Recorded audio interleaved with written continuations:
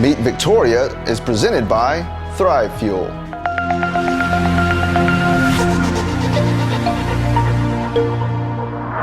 Welcome to Meet Victoria, where we'll get to know the people, businesses, and heroes that make this community special.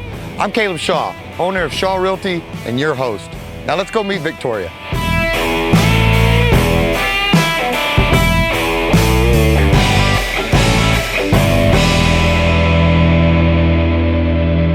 Hey gang, Caleb Shaw, and we are back with another Meet Victoria. This one is special to me, guys. Today we are meeting some heroes. We are meeting some heroes that hopefully you never have to meet, because if you're meeting these guys, sadly, it's probably gonna be the worst day of your life. But that being said, that's where these heroes shine. They risk it all. They risk their lives. They give up their time. They sacrifice. They do all that to save you. Guys, today we're gonna meet the heroes at PHI Air Medical. These are the guys, when you need it the most, that come through and save you. Let's go inside and meet a few heroes today. Joel. Hey. Caleb Shaw, brother. Joel Covey, nice to meet you. Thanks so much for having us, brother. I cannot tell you how excited I am for this. You know, to get the behind the scenes tour, the Bat Cave, so to speak, you know, I'm excited for that. I'm excited to learn what you guys do. Also excited to get on that chopper. But before we do, can you show me around, teach Absolutely. me a little bit? Welcome to our base. Come on Let's in. go, man. All right, guys, we are back. We are here with Joel, and we are very grateful. Joel, start at the beginning with us, man. Introduce yourself, tell us what you do, all that good stuff. All right, hi, my name is Joel Covey. I'm a flight paramedic here at PHI Air Medical right in Victoria, Texas. I've been a paramedic for almost 10 years. I've been flying a helicopter for almost 6. Just a little bit about the requirements for both nurses and paramedics. So we fly with a pilot, a nurse, and a paramedic every day. And for each of us, we're required to have at minimum 3 years of experience working either on an ambulance in the ER or ICU, respectively. And that's before you can even put in for the And that's aircrew. even before you can apply. Okay. And that's so everyone has a good foundation knowledge of the job that they do and brings that experience to here. I was a paramedic for about 4 years before I started flying. And, you know, it's just something else that just added on and has made me better. I am actually from North Texas. I was where I grew up in North Texas, and I've slowly just kind of moved my way down here. And my fiance is a flight nurse also. She lives right here in Victoria and is from Victoria. And this is a great little town. I'm proud to be here. I'm proud to be serving the community. Well, and we're proud to have you. You know, as I said earlier, you know, unfortunately, when people when you guys come in, it's a lot of times that, or not a lot, most of the time, it's a bad day for somebody, and it's a catastrophic event that's happened that they feel that it warrants you guys coming in. How does that work? How are your calls initiated? How do you guys end up on a scene, or what is the process of getting you guys to a rescue? So there are two types, generally speaking, of calls that we do. One is hospital to hospital. So going right here from Citizens to either Houston, San Antonio, Austin, we take hospital to hospital transports.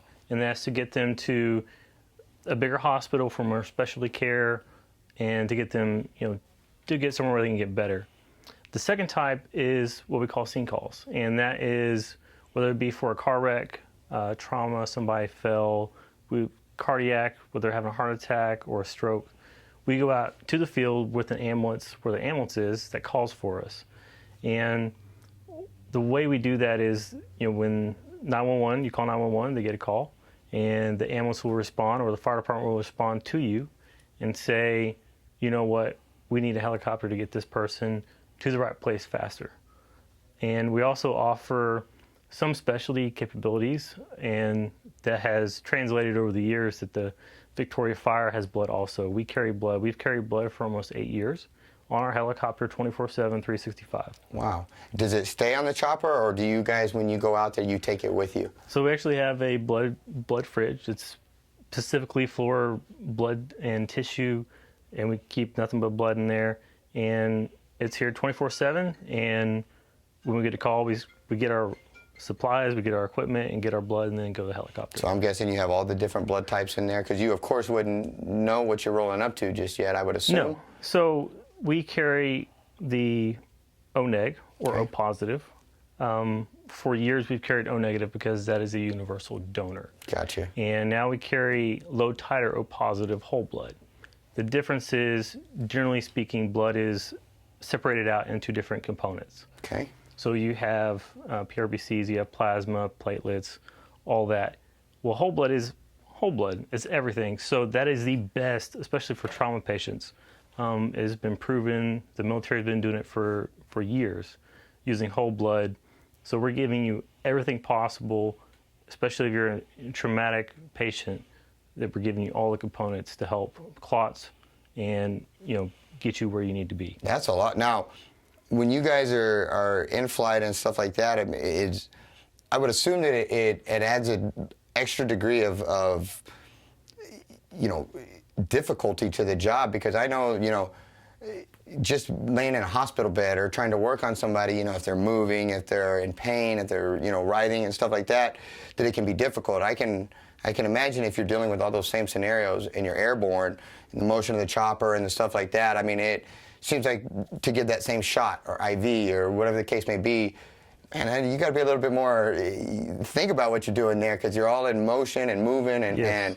And how did you find the difference of being air crew versus, being on an ambulance or something? Was it night and day? Was it two different worlds? It is two completely different worlds. Being on an ambulance, even though the ambulance seems small to a lot of people, you get in an aircraft and it's even smaller.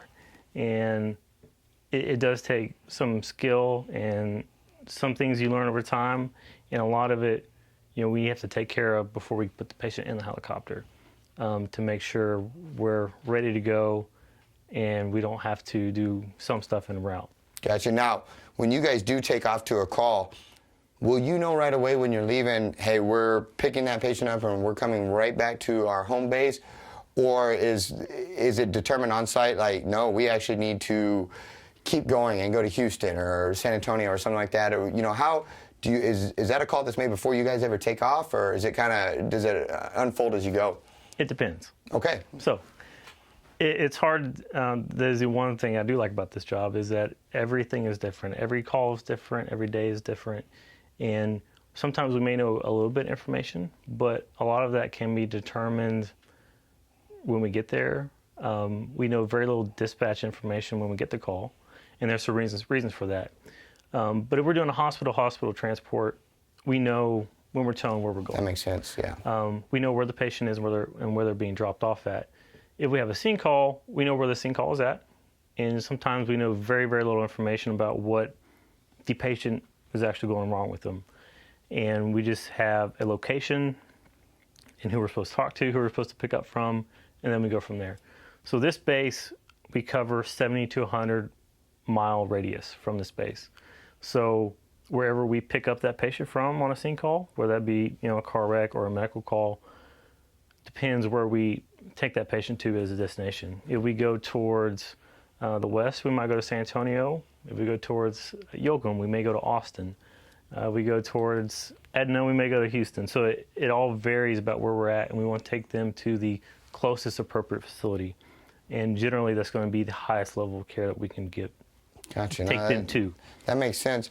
What about, I'm going to change topics a little bit on you here. And I know one of the things in the military, my brother's a former Navy SEAL and stuff like that. And one of the things that's hard for those guys is the trauma that they see on a daily basis, because they have their objectives, they have their missions, but a lot of times it was seeing their buddies get shot or, stuff like that, where they really struggled when they came back. I'm sure this, again, the fact that you guys are going in because it's hit a certain degree of just bad, and emergency level, and my heart breaks for the guys that, I know sometimes it's hard to go home and lay down your head and close your eyes because you're replaying what you saw and stuff. Absolutely. And is there anything like is there anything that us from the outside that we can do to help our heroes, to help, you guys, the paramedics, the people that on a daily basis have to deal with just severe trauma? Is there anything we can do from a civilian aspect to back you guys, to support you guys, or just to let you know you have people in your corner supporting you? Is there anything we can do? There's definitely something, and it doesn't matter whether me being a paramedic or me being an air medical, it's all of us. It's fire, EMS, police. We all deal with things, especially in this day and age, that are horrific, and people didn't deal with 10, 15 years ago.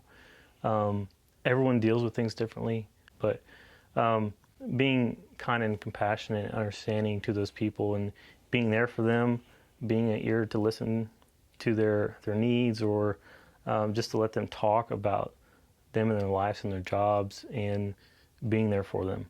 Gotcha, man. That's awesome, and thank you. I know I kind of drifted out of that, but I felt it was important to kind of get that out, and you know, for people in any of those other career fields that you just mentioned, and that if they are hurting or whatever, just to know it's okay to reach out, you know, and that nobody's going to stigmatize them, and if they do, shame on them, you know, and so a few more questions about the chopper, then I'm excited to get out and see it. You said you guys have about a 70 to 100 mile, that's your circle, your range. How long would it take, you know, and again, I know there's 25 variables in what I'm about to ask, but There's a lot. Let's say we ran out there and you guys had a call at 99 miles away and clear weather, you just wanted to haul butt and get out there, you know, roughly, how long does it take you guys to get 100 miles or so? Generally, what we say as a rule of thumb is cut it in half. Okay. So 120 miles an hour, it would take us roughly 50 minutes. Gotcha. The helicopter we're going to go look at is the EC-135. So it flies, generally speaking, about 130 to 150 miles an hour.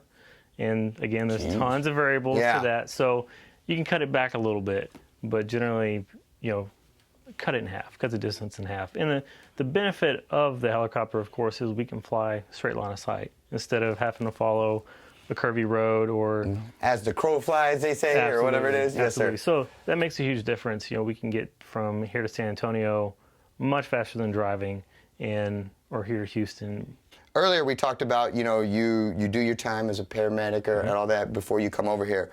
What is your average day? Like, are you 10 days off, 1 day on, 24, you know, what's your average, all right, today's my day to come into, how's it go? You know, what's a typical couple days for you, or a typical week, so to speak? So we work 24 hours Okay. shift, and we're on a rotation basis, and it's a little complicated, but you know, we're on 24 hours, we're off 24 hours. We work a couple days in a row, and then we have a period of time off. And that's just one schedule that we work, and every company may be different in how they work, but a lot like you're familiar with the fire department, we have a base here. You know, we have beds, we have a kitchen, we have a living room, and we get time to relax. You know, that's a big thing about being safe. We have time to take a nap. We do some training, make sure our skills are up to date, we're current, and we're ready to go for the next call, and sit here and be ready. Gotcha. No, that's great info, and I think that rest is important, because every time you go to something, it's like you're not going out to just, you know, hey, let's go pick somebody up, we're gonna go to the movies, and then, you know, it's a high stress situation that you're going into every single time. Huge adrenaline dump. Yeah, and yeah, that's no joke. Those things hit you afterwards, and you're about done. So we've gone through kind of what it takes to get here, roughly, you know, all that. You're here 24 on, 24 off, all that. So when the call comes, and all right, Joel, here it is, we got to go. What's the routine of events? You grab your gear, you grab a bunch of stuff, y'all head out, or how does it kind of unfold? So our general rule that we try to follow is being from dispatch to in the air is under 7 minutes. Okay. Which seems like a long time, but the process, there's a lot of stuff that has to go on. So we atone, our pilot has to check weather, depending on the day, and we have different statuses for the weather to make sure that we're flyable, make sure we're good to go. We get all our equipment, we get our blood, narcotics, we go to the aircraft, we pull, you know, any shore power, anything else off the aircraft that we may need to, air conditioner in the summer, and we do our walk-arounds. Safety is always number one, so we do a walk around the aircraft, everyone does, make sure there's nothing loose. We don't have any loose connections, any loose fasteners, that once we take off, nothing's going to happen. And we do our walk around, we get in, and our pilot fires off, and we're on our way. And you said, and I'm sorry, you told me this already, typical crew is 3? Typical crew is 3 people, so okay. we staff a pilot, a nurse, and a paramedic. Okay, roger that. Is there anything else? I'm about done with my questions for now until I get going on a whole new set, but anything I'm forgetting before we head over and start doing the cool stuff, looking around, seeing everything? Is there anything I'm forgetting, or anything you want to let us know about, or are we good to go start looking at the chopper and stuff? You can tell I'm excited a little bit, huh? I think we're good to go. Roger that. Well, let's go see the chopper. We'll be right back, guys. Hey, gang, and we are back. Before before we head out to the chopper and really get to see all the cool stuff, I wanted to take a minute to meet some of the air crew, to get to know the heroes themselves that are showing up, risking everything to come and save you. So, without further ado, I'd like to introduce my friend, Chris. Tell me a little about yourself, brother. My name's Chris. I'm from Victoria, born and raised. Ventured out of Victoria a short ways for a couple of years, but came right back. Right back.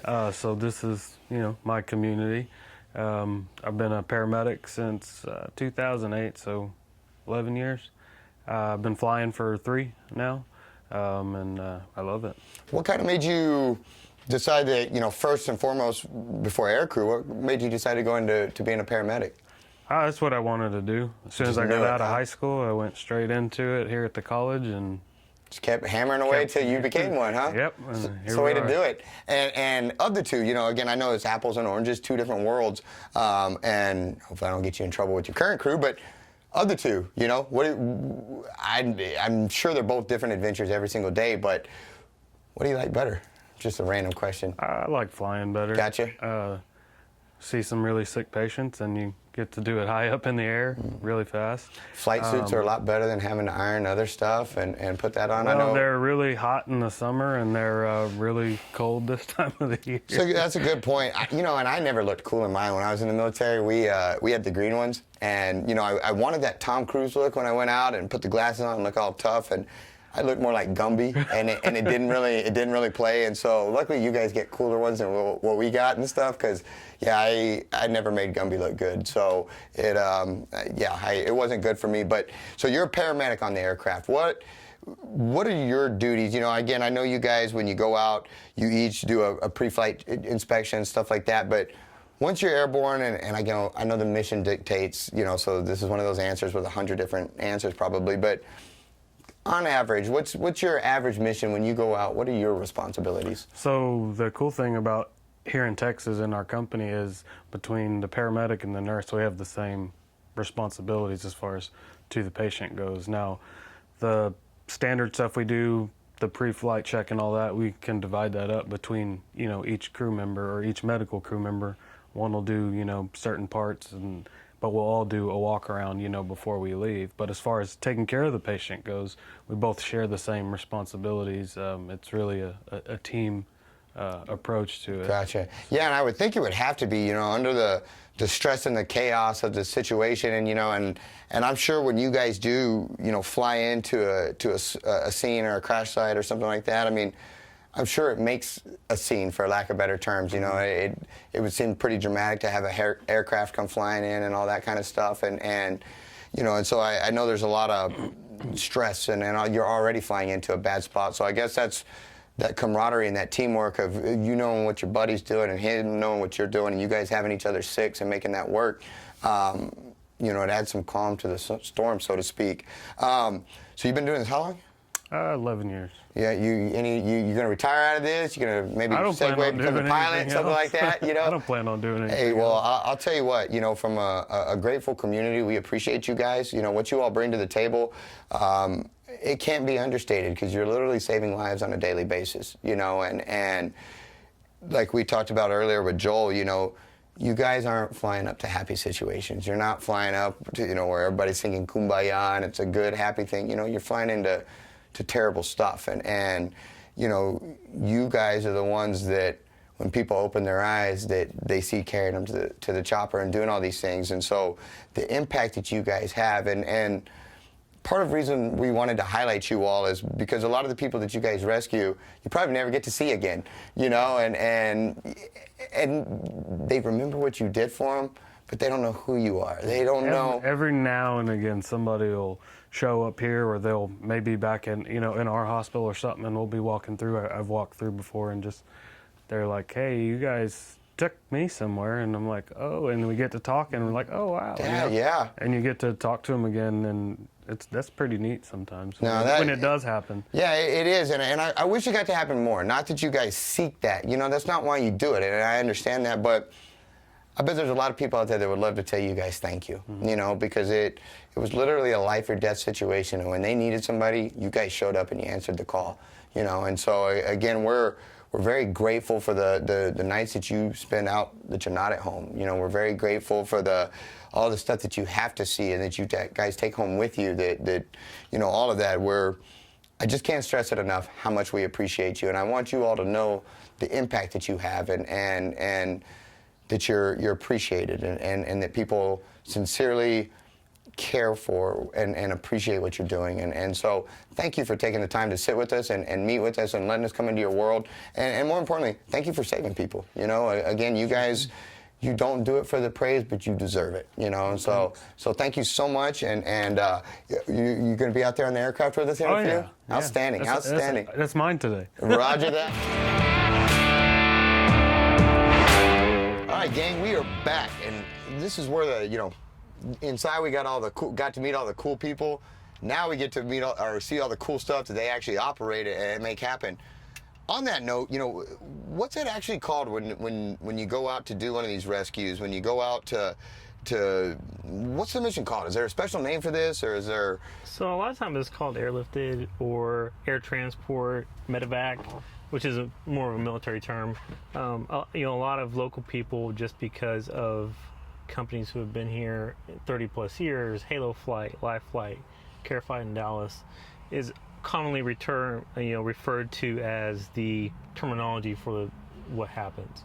You know, my company happens to be PHI, but there's Air Evac, there's multiple other ones too. We all do the same thing, and it's just a generalized term. Gotcha. So in other words, brand names have kind of become generalized and generic to a degree where, you know, I've been guilty. I've probably said it 10 times today. You know, Life Flighting or Halo Flighting, all that. So that's an actual brand name. That's not just okay. Yeah, well, that's and good. That's places who have been around for 30 plus years, so they're very respected and they've built a name for themselves for what they do in their area.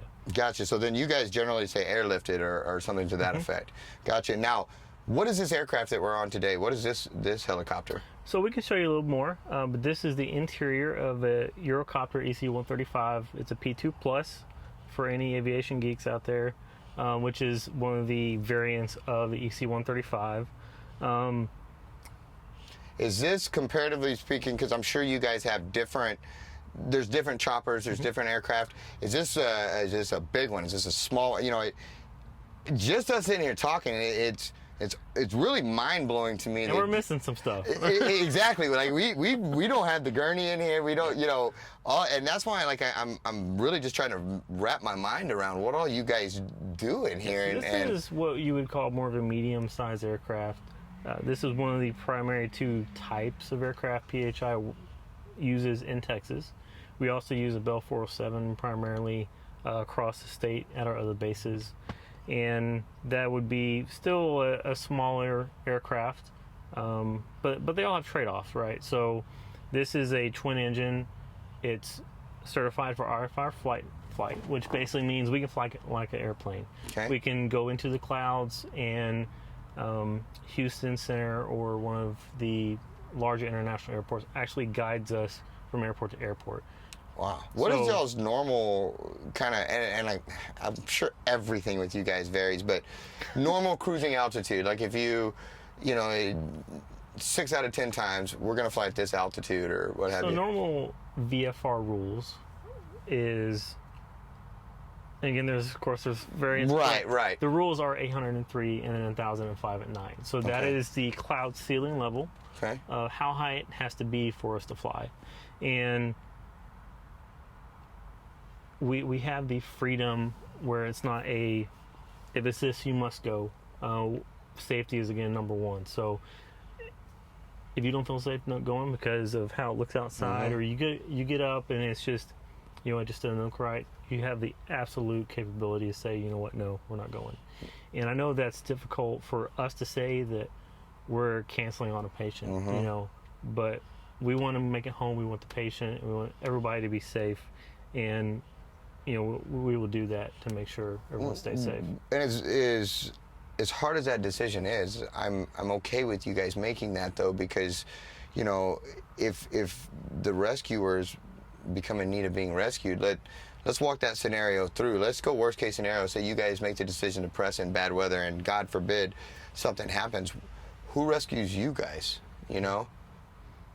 Depends, but nobody. Yeah, and so that's kind of, you know, for the ones that might think that that's a callous decision or something, like there's reason for that and there's merit to it. And so, yeah, and I don't think you guys will ever make that lightly, you know, like, oh man, you know, I'm watching a movie in here, so, you know, we're not going to take this call. It doesn't work that Absolutely way. No, and again, so this was what was cool about this aircraft is I thought everybody came in the sides of these things, and then you dropped the back of this thing, and I was impressed. I didn't see that coming, and so probably one of the coolest thing about this aircraft is it does have its own stretcher, just like a ambulance basically. It's a little different, but we're able to take it in and out, and it does make it a lot quicker, loading the patient, unloading the patient. And the 407 is, like you talked about, a lot of people, you load from the side, so that's how you get everybody in and out. But this is a little bit bigger aircraft. Where's your typical where do you typically sit when we on a normal mission for yourself? So what you're looking at is the 3 patient area seats, Okay. or 2 actually, and we have 2 up front, which is in the cockpit. And when we're headed to a call, whether it be a scene call or in a facility, one of us actually sits up front to assist the pilot, help with radio calls, help, you know, look at landing areas, stuff like that, just to be assistance to him and extra eyes. And when we do have a patient, we are both back here. So the nurse would be where you're at, and the medic is where I'm at, and vice versa, because we are equal in the state of Texas. So we swap roles. Interchangeable, Pretty so to much every speak. call, you know, we kind of swap back and forth to share duties and make it fair for everybody. You know, so we're back here. A typical flight to Houston from Citizens right here is 50 minutes. Wow. So still a lot faster driving, but it's still a lot of time in the back of the aircraft. Now, do you guys ever take extra passengers in the sense that when you pick somebody up on scene, a family member or something like that, and if so, where would they go? Would they then take the front spot and they'd sit up there while you guys work back here? Yes. So we do have the capability to take an extra person. Okay. And again, there's a lot of variance. It depends on weight. So helicopters are very weight-based, as means everything has to balance for the aircraft to fly and the aircraft to take off. So if we're overweight, we can't take off. So we have to find that balance of fuel, patient, and even us. So the pilot makes a weight and balance sheet, and he keeps it with him on the iPad, and he adds everything together, and it kind of gives him a generalized guideline whether he can take off with the aircraft. So y'all would guesstimate a patient's weight? Well, yeah, and we stuff? guesstimate, or we ask the patient if they know.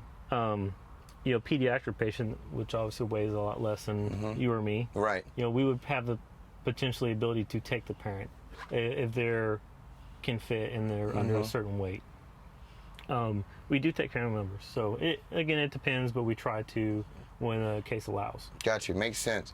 Is there anything right in here that's in our frame of view that, man, you got to see this button, or this does this, or there's a lot of buttons. I feel like I could just poke all sorts of things and really have some fun in here. But luckily, back here is pretty safe. So if you punch a bunch of buttons, we're not gonna. Good. Not gonna take off, or our videographer get sucked out the back or anything. All those buttons are up front, and I may not let you up there. I don't know. Okay, you're probably smart. Like you're a smart man. You're a smart man. I do get a little bit excited. Those are what my old military headsets look like. Headsets are for the patient or for riders, and then we, of course, wear helmets whenever we're flying in the aircraft. So, gotcha. And then our intercom system, we get to talk amongst each other, and then we have a radio head right here where we can talk to either EMS or the fire department, or we can talk to the hospitals to give reports. Now, I'm guessing a lot of your work then is, do you do it from the seated position, or are you down, and again, I know everything is different, but. Have I said that a lot today? Yeah, I've said every question about halfway through me asking, I'm like, yep, I know there's 10 million answers to this. We try to stay seated in a seatbelt as much as possible. Just like when you've ridden an airplane, there's turbulence, you hit bumps, or you bank an aircraft or anything like that, the pilot's missing a bird. So we try to stay seated as much as possible, but ultimately we're going to do what we need to take care of the patient, and whether that's getting up, starting an IV, adjusting things, but being small has its advantages because everything is almost within reach. You know, I can do a lot of things from sitting right here. That's nuts. So if there's, say, is the patient's head here or and legs at the end, or is that also situational? Say they have head trauma versus, I don't know, lower body trauma. Yeah, so the head is always up towards here. Okay. And it's kind of in between my legs, and we can show that in a little while. But the head always is up here because that's the most important area, right? If they do have trauma to the lower extremities, we generally know that ahead of time. So we're going to do our best to take care of that, whether it's to put a tourniquet on, bandaging on, splinting on. We're going to do that before we get the patient in here. That way it's done. Okay. And we do have access to the feet in this aircraft, but some aircraft are different where you don't have as much access. So taking care of that before you get in here, and that's another thing of just the skill and things you learn on the job of thinking ahead and planning ahead, and that's super important. Yeah, that just makes a ton of sense. Do you ever have multiple, do you ever get on scene, and I know you do, where there's multiple victims and stuff like that? Is it just kind of prioritized? Because you can only take one patient. We can only take one. So, you know, this aircraft could be outfitted to take 2 patients. But a stance of our company, and there are places that do take 2 patients, but a stance of our company that we can only adequately take care of 1 person at a time. And that way we're not splitting our attention and our abilities and our capabilities and our equipment trying to take care of 2 patients. So we only take care of 1 patient at a time.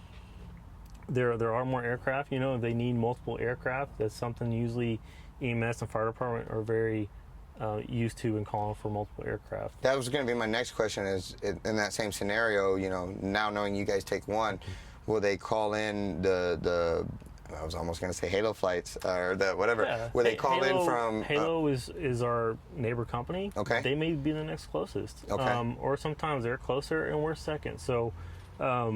You guys have good working relationships. Absolutely. So being in this area where multiple different companies are, they may call 5 different companies. You know, there's not 5, but and I'm tracking. Yeah. You know, so whoever and however they need to get the patients they have on their scene to the hospital. Gotcha.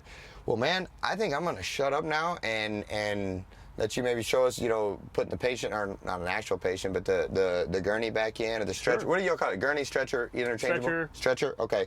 My terminology is obviously lacking here, but yeah, man, I'll let you kind of get the tour, and I promise I won't push any buttons. I'll just watch, but yeah, I'll shut up now and let you show all the. Yeah, I'll behave. I swear.